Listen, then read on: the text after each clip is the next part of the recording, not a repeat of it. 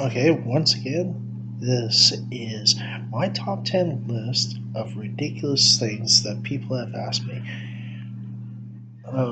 These are myths of being Hawaiian. Number 9. Alright, this one's really funny. Only pure blooded Hawaiians are Hawaiians. Well, I can understand their point of view, but here's the thing, what is pure blood? If you notice, in the world today, no matter which ethnicity group that you associate yourself with, if you go back further enough, you will find within your own family line, you are more of a mutt than pure of whatever you believe you happen to be. Me, I happen to be Hawaiian, Irish, German, and Native American.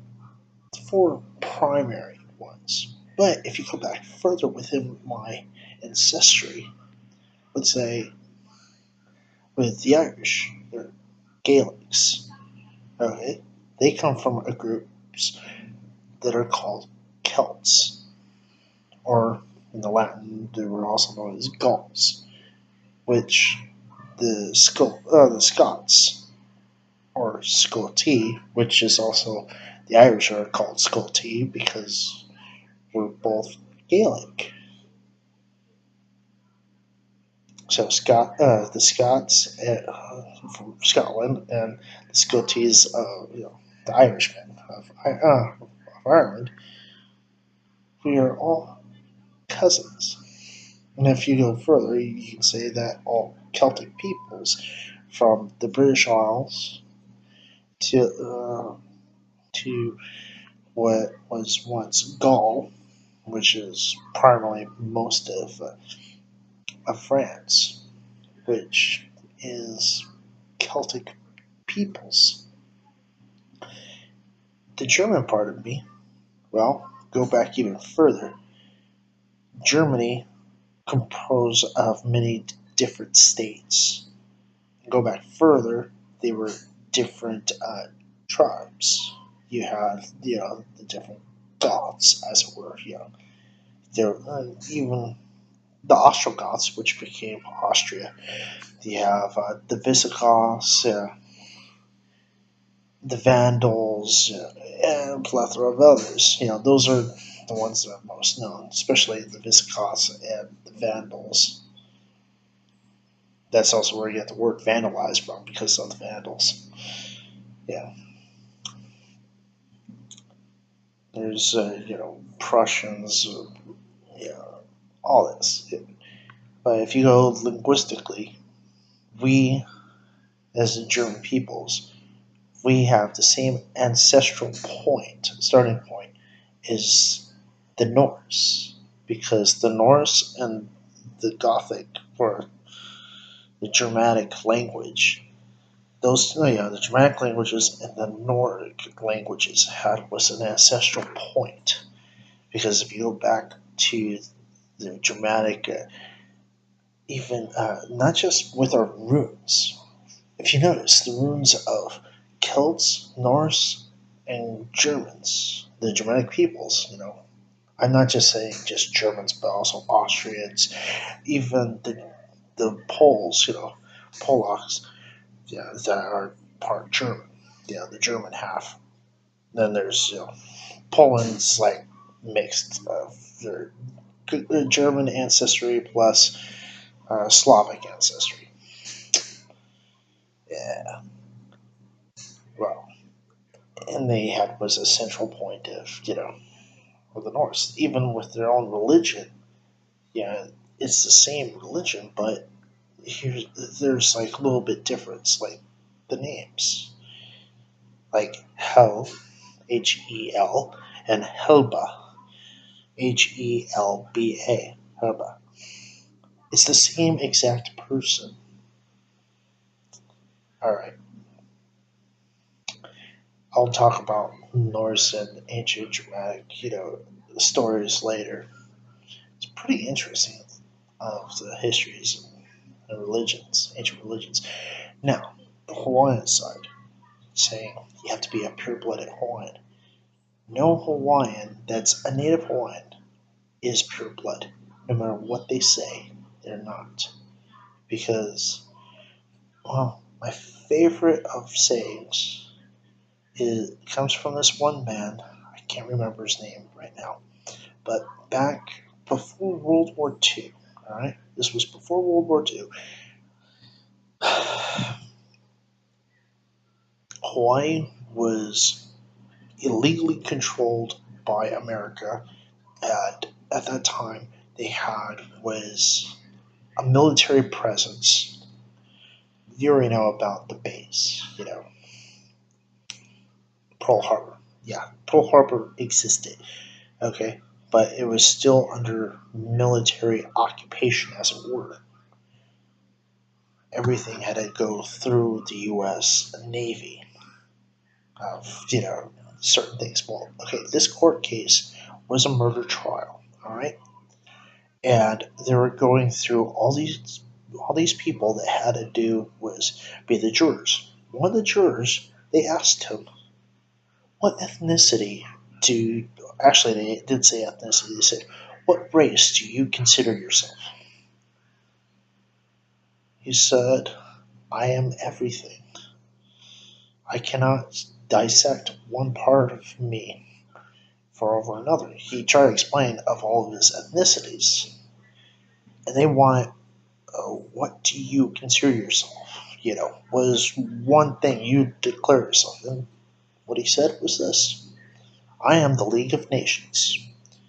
Because here's the thing: his ancestry was pretty much uh, from you have the Polynesian culture. He was Hawaiian, Samoan, Tahitian. He was a plethora of other things. I don't remember about if he had ancestry in Asia, but he had some ancestry in Europe. Just a lot of different places. He was a mishmash. If you looked at him, you'd think, "Oh, he's just Hawaiian," but he was a whole mess of other ethnicities besides what his skin color says. Skin's color, was much darker than mine because he was a mix of things. All right. Um, and if you go back now, like with ancestries and people, all right, the Hawaiian people, if you go back further enough, or back before the Europeans ever came across us, all right, before the European invasion, you had was the different Polynesian islands. Hawaii went to all of them. We know them. Okay, what mixed with us, if you go back further enough, we have is the children of Pele, which were also known as Pele worshippers. They were a subset of peoples that were had genetic differences than the other people of the Samoan Islands. There was a slight difference in them, not just because of the religion, but they were a little bit different genetically wise. Because Samoans actually have the ability of, on their islands they eat a lot of stuff, but they don't become like baby sumos. They don't look like freaking sumo wrestlers. Only when they come on the mainland, they blimp out. It's like every time I talk to them, first thing they go to is a McDonald's, and then eat too much and not being as active as they once were in the islands. That's kind of the point. They have a genetic feature that allows them to gain weight. Hawaiians are typically not like that. We're pretty much skinny. Depending on each subgroup of Hawaiians, there's three family lines, actually, by the way. Okay, talking about this one subgroup. They came to Hawaii. They actually interbred and mixed within certain peoples. Most of them, the ones that were powerful enough, had the most mana and most desirable, were the ones that were absorbed by the class the caste that is known as Kahuna. Actually, the correct type of Kahunas was people of the line of Lono. That is my primary family lineage, is the line of Lono. My family line is a little more different because we're primarily of Lono, but yet we've literally picked people out of different lineages on purpose for their mana, different forms of mana, spiritual, mental, physical, uh, emotional, magic as well, and mystical arts, things that was all real and powerful to us. You may think, oh, that's kind of stupid. Or others would say, well, isn't that eugenics? Well, in a case, you would say, but we bred and did this, and the best child continued on the line of the family line of kahunas of the line of Lono, and continue on until me. Now, all right. If you go back further enough, there's other peoples that came to the islands as well that interbred. And one of these groups, the best way to tell you what they're called, there is a Hawaiian word for them. But in English, most of you are probably going to understand English anyways. They are known in English as the tall people. All right, the tall people are typically over 6 feet tall. This group of people were, on average, around 7 feet tall to 8 feet tall. All right, while most Hawaiians at that time was about 6 feet.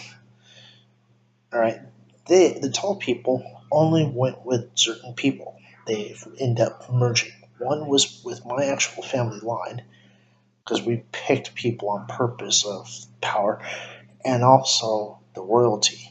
That's why, if you notice, if you've seen statues or paintings or whatever of Hawaiian royalties, you find stories about them that they're like well over 6 feet, 6'4", 6'5", 7 feet. And I have a great grandmother, my tutu. She's 7 foot or was. So I have relatives on my Hawaiian side that we have stories of our ancestors being up to 9 feet tall. Yeah, because there's stories about the tall people that they're specified that they're 9 to 10 feet tall. Besides around 7 to 8, also 9 to 10. It's like kind of stretching it. It's like maybe what other cultures would say giants. Well, we just call them tall people. So, all right. I go back further enough. There's other peoples and stuff like that. We end up merging with, besides with other Polynesian cultures. But again, we just did it because of my family. Did it because of mana mainly, and one other important thing: love. Love is the most powerful thing there is. Without love, there is nothing that is worth living or dying for or existing or projecting the future for. Without love, there is nothing. Simple as that. All right. I go back further enough. All right. Let's say, where do Hawaiians really come from? All right. Well, this is with our mythos of how we actually got created. It's kind of similar to a lot of other cultures, religions. A supreme deity that created everything. Blah blah blah.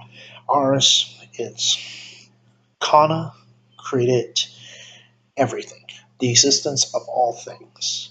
Out of that creation, what we in the science would say the Big Bang, created was within the creation of all existence was also Ku, Lono, and the fourth one. The fourth one, his name's usually not spoken.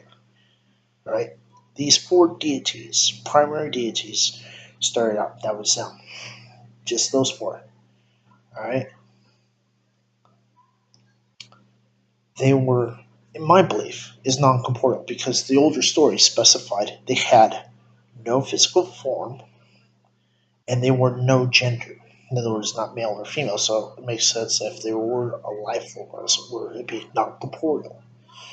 Well, they came upon Earth, or Ao in Hawaiian. Ao, A-O, which means light, the realm of the living, the planet Earth, you know, our existence, our reality, post darkness, the realm of the dead. You could also say space if you want. Alright,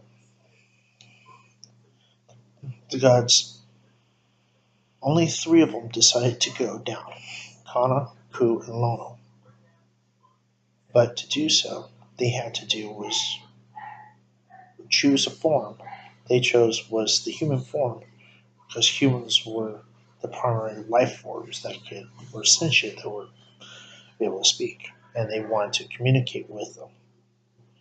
So to do so, they had to choose the form, and I don't really know why they chose male, but they did. The fourth one decided not to because believe not to be on Earth ever. Didn't want to. Like, no, no, no. So these three, Kanaku and Lono, they went to Hawaii. Their forms they had was the faults of that form, the human form, which was emotions, including love, lust, desire, envy, jealousy, and all that. Well, they did fall in love, and each of them fell in love with a woman. They had children, and their children became the different lines. So you have the line of Kana, the line of Ku, and the line of Lono. And each of the gods specified of their lineage of the rules and what they're supposed to do. Say, the line of Lono is the primary line to be the teachers, the healers, the religious caste, as it were. That is my lineage's job. Plus, my family's all interconnected, so yeah. And you could say they are the true pure ones. It's the children of Kanaka Law. Well, the fourth one, he went to Tahiti because he felt sorry for the Tahitians, felt that the Tahitians needed help because he pitied them. Because at that time, all of the Polynesian peoples could sail on the islands. They made sails, they made boats. They had where they can fish for themselves, great numbers. They could do things. The Tahitians were non-cultured. They had no sails, so they went down there, taught them how to sail, make sails, make boats, make rope, whole mess of shit. Basically, tell them and teach them how to be a fucking civilization on a goddamn island and survive. But I never bothered to tell them how to make clothes because in Tahiti it was so fucking hot. Why would you need clothes anyways? There. And that's it. Till next time.